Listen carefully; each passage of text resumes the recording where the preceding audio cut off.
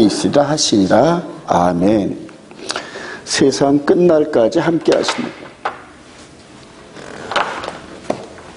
세상 끝날까지 함께 하시는데, 오늘이 오멜세기 36일째네요. 그죠? 36일째인데 37일이 될 수도 있고 36일이 될 수도 있고 37일째가 되는 것 같고, 근데 시작은 우리 이제 36일입니다. 한일인데, 한일에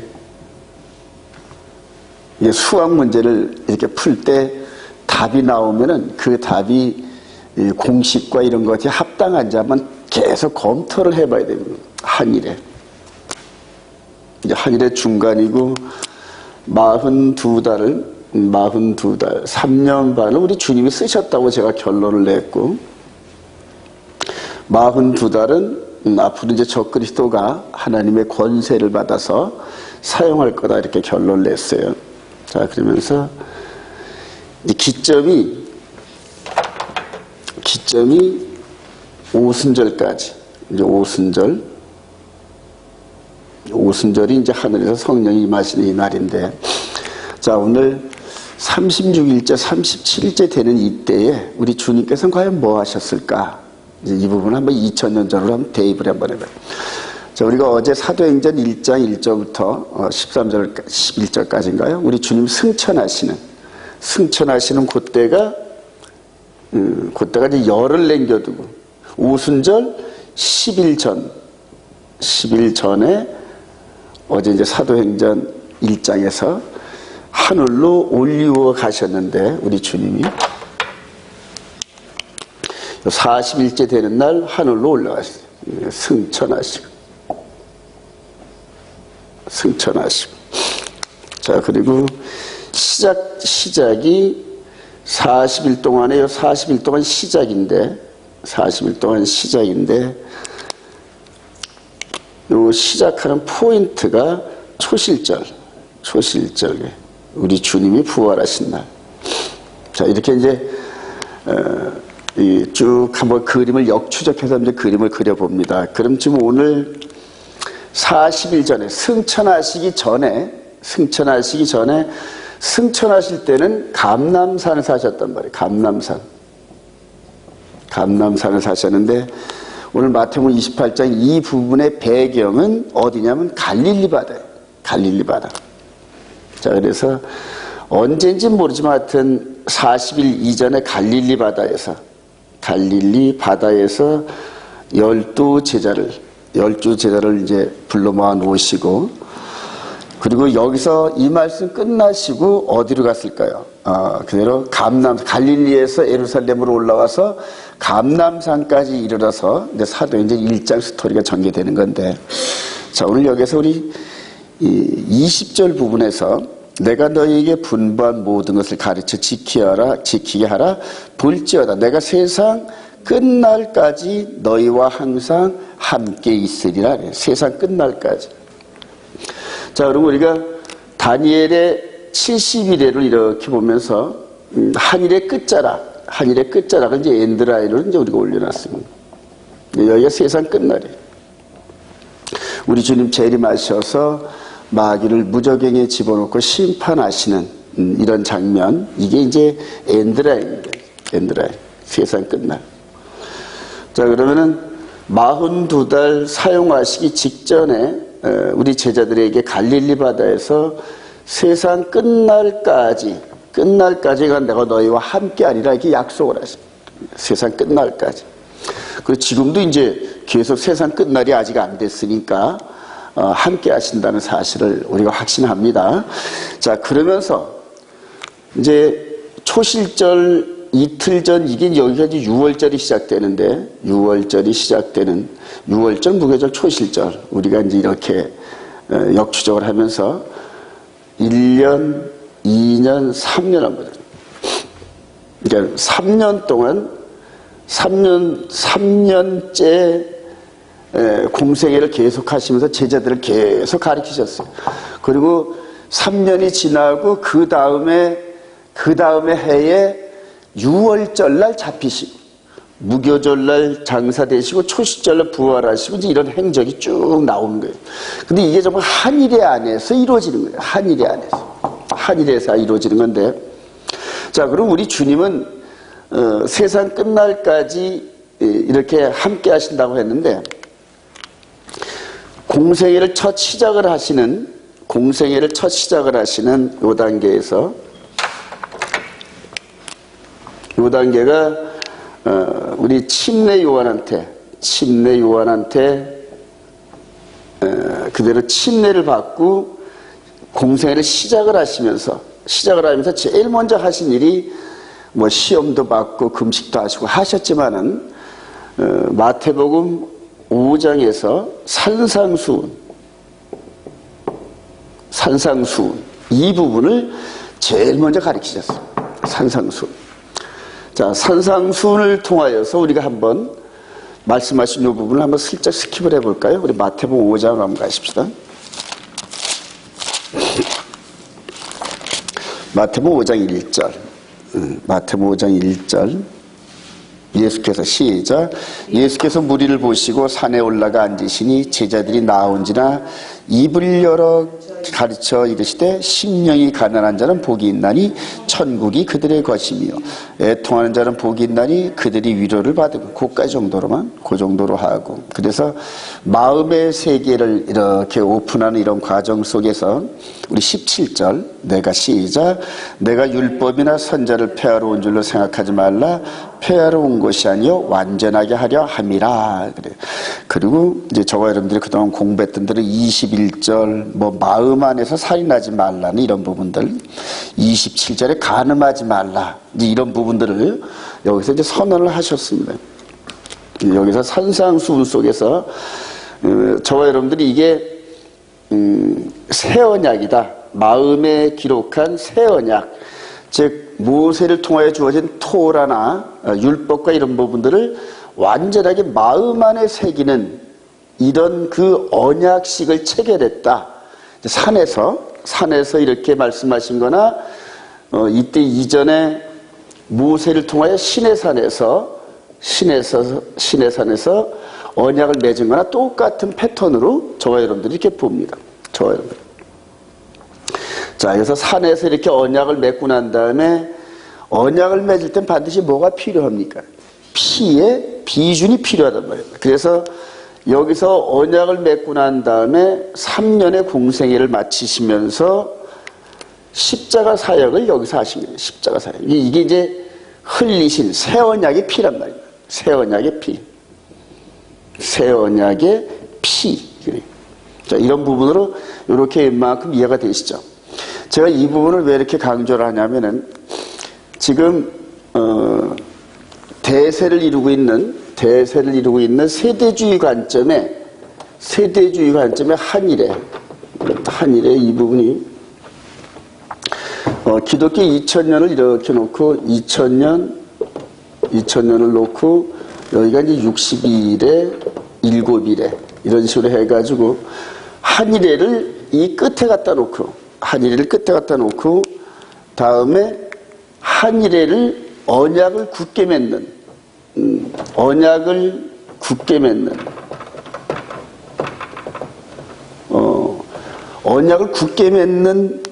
이 존재를 누가 언약을 맺냐 이렇게 결론을 내냐면은 적그리스도가 언약을 맺었다 이제 이런 식으로 결론을 낸 거죠. 적그리스도가 한일회 동안의 언약을 굳게 맺고 한일회 중간에 제사를 폐하며 제사와 예물을 폐하며 그래서 성전이 서 있고 성전에서 제사를 드리는 그 제사를 폐하고 그리고 이제 42달 동안 야곱의 대환란을 이렇게 이끈다 이런 식으로 지금 결론 내면서 계시록의 전반적인 부분을 이렇게 다 가르치고 있단 말이에요. 그러니까 한일회 동안의 언약, 7년의 언약을 굳게 맺는 게 누구냐 이거를 먼저 규명하는 게 가장 중요하다는 거예요. 한일회 동안. 그래서 지금 이제 강문호 목사님도 그러시고 대다수 계시록을 하신다는 분들이 한일회 동안의 이 부분을 여기다 이렇게 놓으면서 7년 평화를 맺는 게 어느 시점이냐, 이거를 주시하면서 이제 그때가 시작되면은 7년 환란이 시작된다. 이런 식으로 결론내면서 가르친다는 거예요. 자, 근데 오늘 제가 이 부분을 중간에다 놓고 마태복음 28장에 이 부분을 크로즈업 시킨 이유가, 여기에서 40일 되기 이전에 세상 끝날까지 내가 너희와 함께 한다, 이 약속도 하시고, 그 다음에 마태복음 5장, 즉 공생애를 시작하면서 언제인지는 정확히 모르겠지만은 산상수훈을 통하여서 언약식, 새 언약식을 선포하셨다는 얘기거든요. 선포하셨다는 얘기. 자, 이제 이런 부분들을 다시 한번 우리가 어떤 결론을 세우면은 거기에 대한 논증을 해야 됩니다. 논증을 하면서 그거를 내가 세운 이런 그 어떤 가설과 명제를 증거해 줘야 되거든요. 증거를. 자, 그래서 제가 주장하는 것은 한 일해 동안의 언약을 굳게 맺은 분은 누구시다? 예수 그리스도시라는 얘기예요. 한 일해 동안 언약을 굳게 맺은 게 한 일해 동안. 다니엘이 말한 한 일해 동안의 언약을 굳게 맺은 그분이 누구냐 하면은 예수다. 저는 이렇게 결론을 내는 거고. 지금 세대주의 관점에는 한 일해 동안의 언약을 굳게 맺는 자는 적그리스도다. 이런 식으로 결론을 내는 거예요. 그러니까 이렇게 양쪽이 상극된 결론을 갖고 있으니까 이전의 성경을 적용하고 해석하는 게 정반대가 돼버린다. 이게 엄청난 결과거든요. 그래서 이제 지금 이런 부분 속에서 이거를 여기에 대한 이런 허점과 잘못된 부분들을 찾아내면서 성경적 흐름을 찾으려고 엄청나게 애를 썼어요. 그동안 엄청나게 애를 썼는데, 이제 이 부분 속에서 한일이라는 이런 부분들을 이제 제가 이렇게 찾아냈고, 이런 것들을 이렇게 좀 여기저기 이렇게 스프레이하고 소개를 했는데, 생전에 이 얘기를 들어보질 못해서 그거는 권 목사가 세계 최초다. 이제 이런 식으로 그래요. 세계 최초가 그 최초겠어요. 다른 사람들도 있겠죠. 자, 그러면서 우리가 이거를 보면서 다니엘의 70일에를 한번 스킵을 한번 해보자. 여기다 한일에, 자, 62일에, 이제 7일에. 자, 이 부분을 놓고 한번, 이렇게 제가 결론을 냈던 이 부분을 놓고 다시 한번 다니엘서 9장으로 한번 가보십시다, 이제. 다니엘서 9장.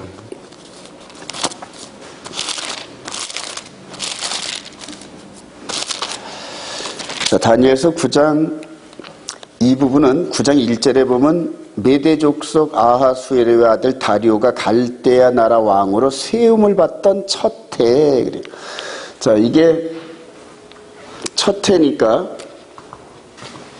여기가 이제 다니엘이 이렇게 보면서 다니엘서 9장을 시작했던 이 부분이 언제냐면 연도가 BC 535년쯤 됩니다. BC 정확하게 말하면. 다니엘이 붙잡혀 온 게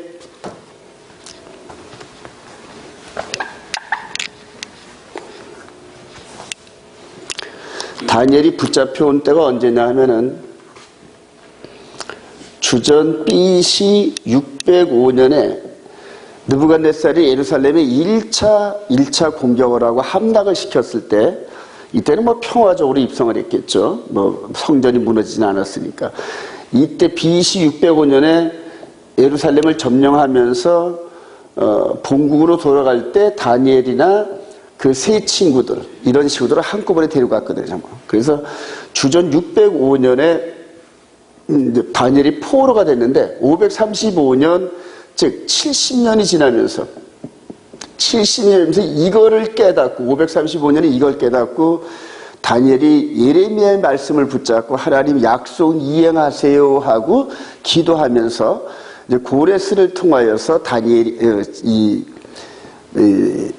바벨론, 벨사살 왕 시대 때에 이제 무너졌는데, 이게 605년서부터 70년 만에, 70년, 즉 535년 됐을 때 바벨론이 멸망을 해요.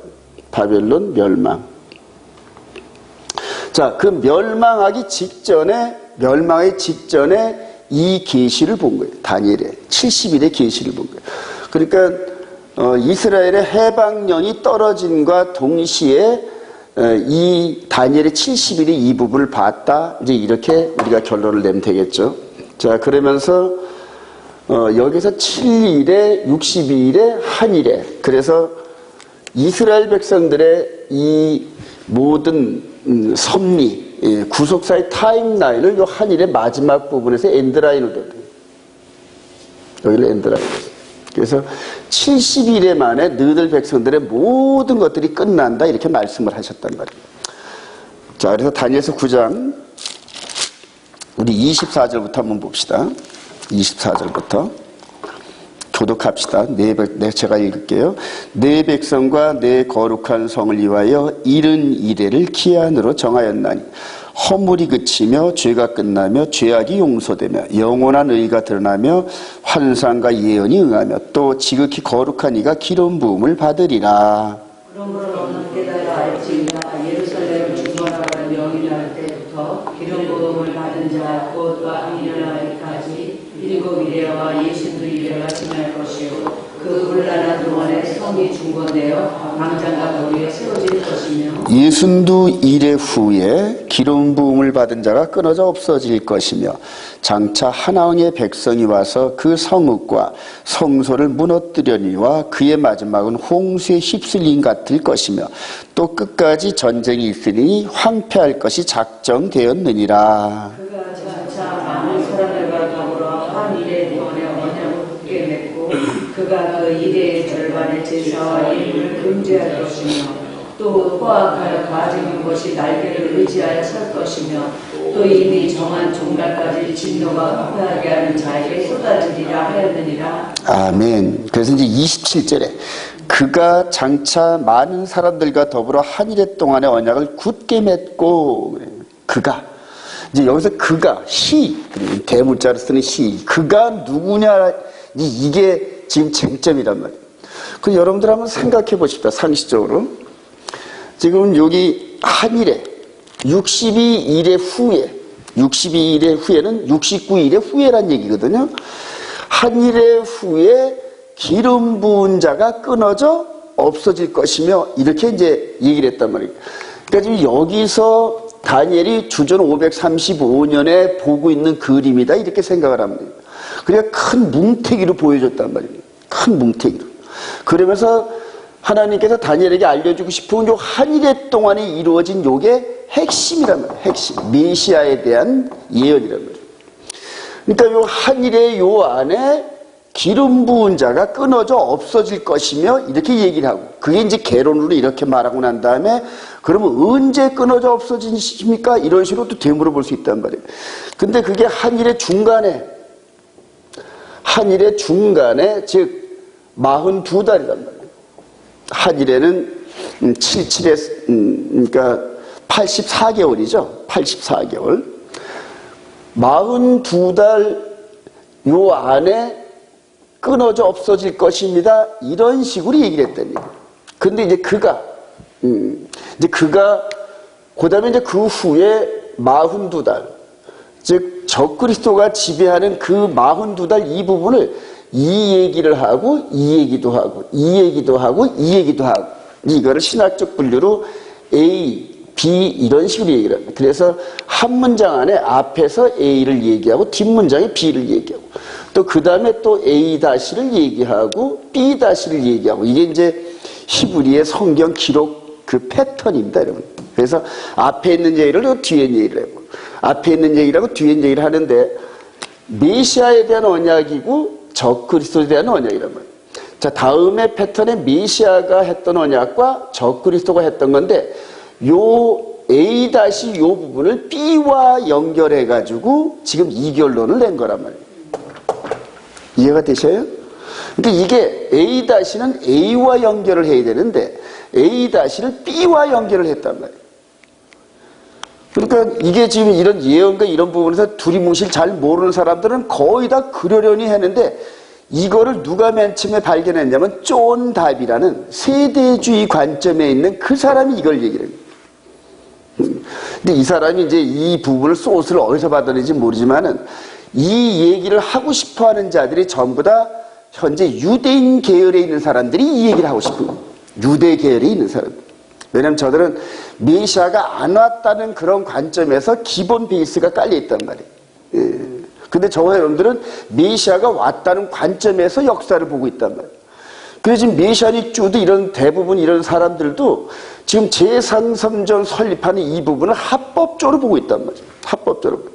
이제 이런 패턴 안에서. 그래서 여기에서 적그리스도가 제3성전에서 드려지는 제사를 한일의 중간에 하나님이 허락하신 합법적인 제사를 강제로 못하게 막을 것이며 이런 식으로 해석을 한단 말이에요. 근데 이게 이미 예수님에 의해서 한일의 중반에 제사를 폐하며 예물을 폐하며 이거는 뭐냐면 성전에서 드려지는 모세 율법 아래서 드려지는 피제사를 십자가의 보혈의 제사로 대체하며 이런 의미가 있단 말이에요. 우리는 이런 시각으로 보는데 유대 계열에서 보는 메시아가 안 왔다는 관점에서 보는 사람들이 이렇게 본단 말이에요. 그러니까 앞으로 가장 큰 미혹은 제3성전에 쓰면서 드려지는 제사가 합법이냐 불법이냐 이걸 가지고 논쟁해 본다. 이걸 가지고. 그래. 자, 그렇게 해서 이제 다시 한번 말씀으로 들어가가지고 여기서 한일의 동안의 언약을 굳게 맺는데 한일의 동안.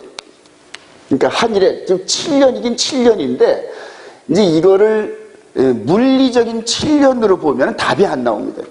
그래서 이 문제 가지고 엄청 고민을 했는데 여기에서 요 사이에 우리 주님이 말씀하신 요 사이에 이방인의 충만한 이 시대를 끌고 내려옵니다. 이게 이제 이방인의 충만한 시대입니다. 그러니까 다니엘이 이것까지는 즉 한일의 동안에 직선으로 그어져 있는 이 선상에서 이 42달만 봤지 이 밑에 수면 밑에서 2000년 동안 이방인의 충만한 시대의 기간을 준 것을 못 봤다는 얘기다. 그러니까 멀리서 보니까. 근데 이 부분을 이제 누가 봤냐면 바울 사도가 봅니다. 바울 사도가. 우리 주님께서 오순절까지 사용하시고 나팔절이 되기 이전에 이방인의 충만한 그런 그 구원의 숫자가 찰 때까지 이 라인 선상에 있는 이스라엘 백성들은 이게 뭡니까? 완악하게 되고 우매하게 되고 그러니까 눈을 가려놨다는 얘기거든요. 근데 이런 패턴으로 이제 종말론을 볼 수 있는 눈이 이제 열려야 된다는 거예요. 종말론. 자, 오늘의 핵심의 포커스는 뭐냐면 한일의 동안의 언약을 굳게 맺은 자가 누구냐는 얘기예요. 누구냐는 얘기예요. 자, 다시 한번 우리가 산상수훈에서 심령이 가난한 자는 복이 있나니 애통하는 자는 복이 있나니 이런 식으로 말씀하신 우리 주님을 우리가 발견했는데 자, 우리가 여기서 605년에 다니엘이 포로가 되고 70년 동안을 바벨론의 고위관직에 있으면서 요 다니엘의 한일의 이 부분을 이제 쭉 우리에게 전해준 다니엘의 근데 여기에서 중간에 또 누가 있냐 하면은 586년에 성전이 무너집니다. 성전이 무너지고 그 다음에 597년 요 사이에 주전 597년 요 사이에 누가 또 포로가 되냐 하면은 에스겔이 포로가 됩니다. 에스겔이 요때 또 잡혀가요. 바벨론으로. 자, 그리고 586년 성전이 무너질 때 에레미야 애가가 기록되면서 에레미야, 에스겔, 다니엘 이런 식으로 성전이 무너지면서 남방 유다가 무너질 때 세 선지자가 동시대 사람이에요. 자, 그럼 다른 선지자가 어떤 식으로 이 한일에 대해서 또 언약에 대해서 얘기를 했는데 또 찾아봐야 될 거 아니에요. 자, 이 부분을 우리가 에스겔서 36장으로 한번 가십시다. 같은 동시대 사람이 이렇게 메시아가 하는 사역을 어떤 식으로 묘사를 했을까? 자, 에스겔서 36장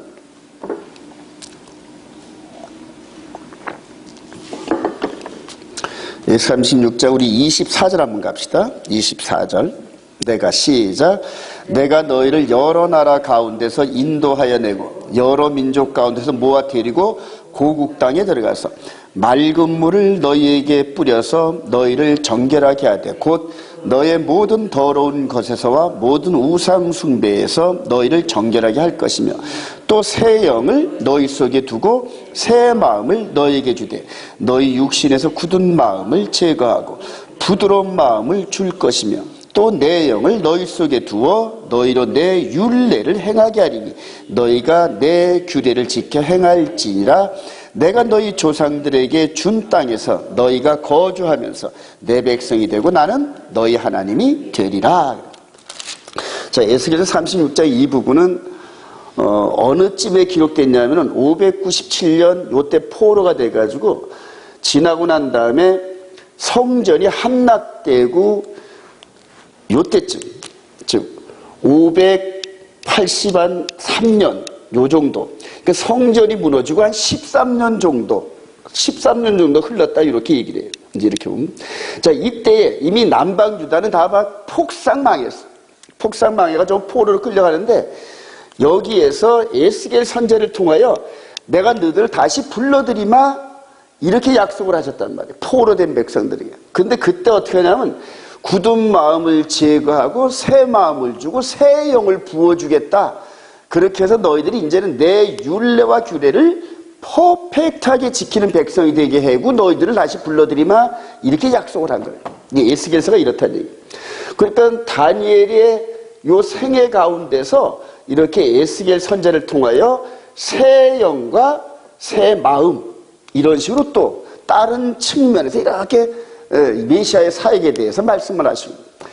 다니엘을 통하여서는 요 한일의 가운데 언약을 굳게 맺고 이 가운데 한일의 중간에 제사와 예물을 폐하며 이런 식으로 말씀하셨던 하나님이 에스겔을 통하여서는 메시아가 장차 어떤 사역을 할 것인지 또 다른 측면에서 묘사를 했단 말이에요. 자, 한 걸음 더 나가 볼까요? 이제 또 깊이 37장. 37장 이 부분에서 이제 우리 9절부터 쭉 두 막대기가 하나가 돼가지고 이스라엘과 유다가 하나가 되는 이런 것들을 말씀을 하시면서 우리 24절 내 종 시작. 내 종 다윗이 그들의 왕이 되리니 그들 모두에게 한 목자가 있을 것이라. 그들이 내 규례를 준수하고 내 율례를 지켜 행하며 내가 내 종 야곱에게 준 땅 곧 그의 조상들이 거주하던 땅에 그들이 거주하되 그들과 그들의 자자손손이 영원히 거기에 거주할 것이요 내 종 다윗이 영원히 그들의 왕이 되리라. 여기까지 이렇게 설명을 들으면 이스라엘 백성들은 누구를 사모할 수밖에 없다? 다윗의 자손 메시아여 어서 오시옵소서. 그러니까 막 이스라엘 백성들에게 이 메시지가 전포되면서 메시아 다윗의 후손이면 다 끝난다네. 그러니까 사모하는 마음을 줄 수밖에 없단 말이에요. 그러니까 우리 주님 오셨을 때도 침례 요한이 광야에서 외치는 자의 소리라면서 회개하라 막 그러니까 그가 그 선지자가 아닌가 하고 이렇게 얘기해요. 바로 전부 메시아 대망 사상이에요. 자, 26절이 키포인트입니다. 내가 시작. 내가 그들과 화평의 언약을 세워서 영원한 언약이 되게 하고 또 그들을 견고하고 번성하게 하며 내 성소를 그 가운데 세워서 영원히 이르게 하리니 내 처소가 그들 가운데 있을 것이며 나는 그들의 하나님이 되고 그들은 내 백성이 되라. 성소, 처소 이게 이제 임마누엘에 대한 메시지랍니다. 그러니까 보이는 성전을 헐어라. 내가 3일 만에 세우리라. 이런 메시지들이 다 여기에서 예언된 메시지들이에요. 무슨 언약을 세운다? 화평의 언약을 세운단 말이에요. 그러니까 이때쯤, 즉 다니엘의 70일을 받기 이전에 이때쯤, 그러니까 여기 535년에 받는 요 이전보다 한 50년 전쯤에 메시아께서 화평의 언약을 맺을 거다. 이런 식으로 다 다른 데서 메시지를 정해놨단 말이에요. 그러니까 한일의 동안의 언약을 굳게 맺는 이 언약은 100% 누구다? 메시아 언약이란 말이에요. 메시아 언약. 근데 이 메시아가 맺는 한일의 언약 이 부분을 적그리스도가 맺는 거다. 이런 식으로 해서 지금 신학 종말론을 펼치고 있는데 대다수 목사님들이 다 이걸 따라가고 있단 말이에요. 이걸 따라가고. 예. 근데 이게 아니라 이렇게 얘기를 했는데도 워낙 이쪽에 대세를 이뤄서 한 100여 년 동안 이런 그 종말론의 흐름이 흘러가지고 이게 아니다. 한일의 중반에 십자가 사건이 있는데 이게 어떻게 역사의 끝에 오느냐. 이제 이런 식으로 제가 반론을 하면은 잘 못 받아들입니다, 지금. 그래요.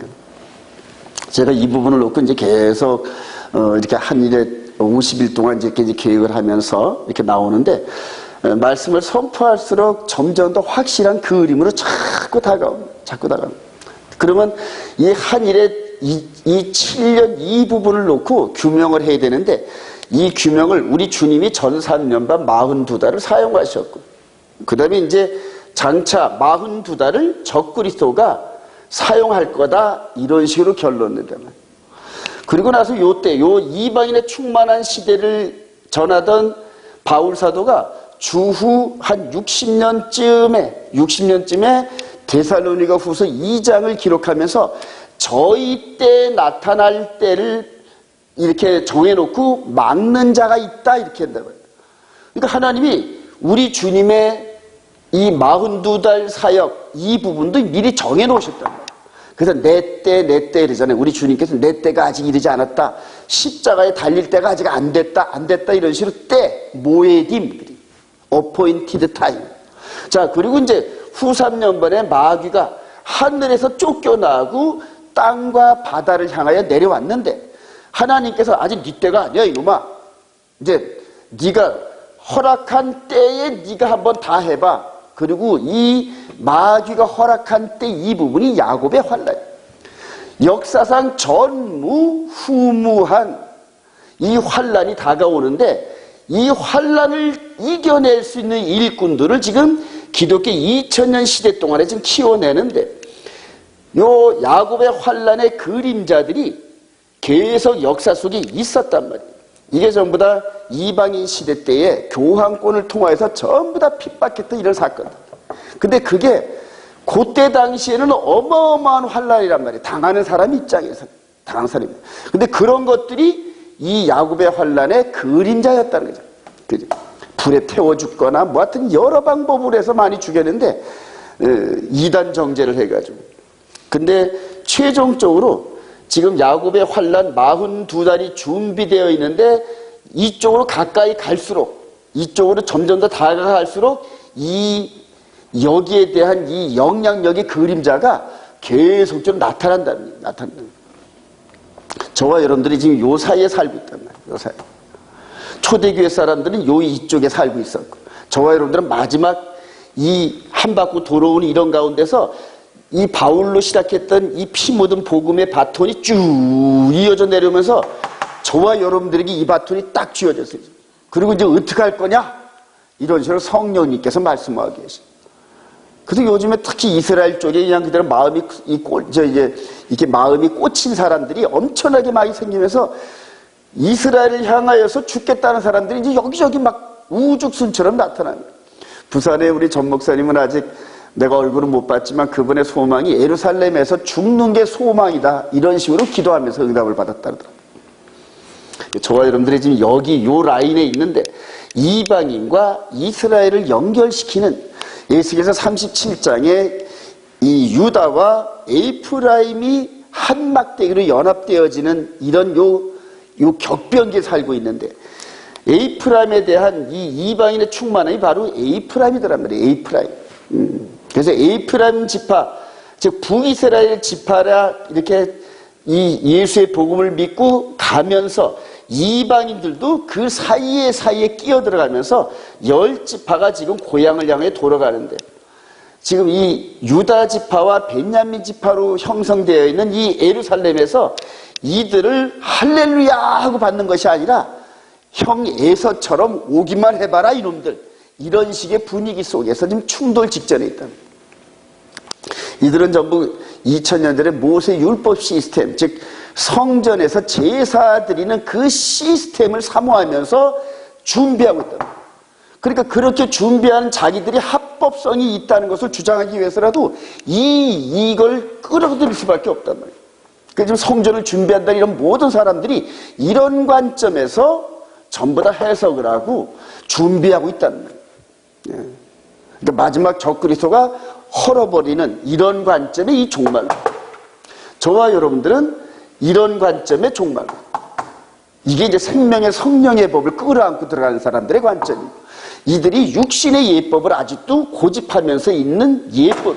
그리고 로마서 8장에서는 이 육신에 있는 자는 하나님의 이 메시지를 받을 수도 없거니와 이해도 못하는. 그래서 초대교회 때 육신의 예법과 생명의 성령의 법이 충돌되는 이런 그림이 다시 재현된다는. 여기까지 따라오셨나요?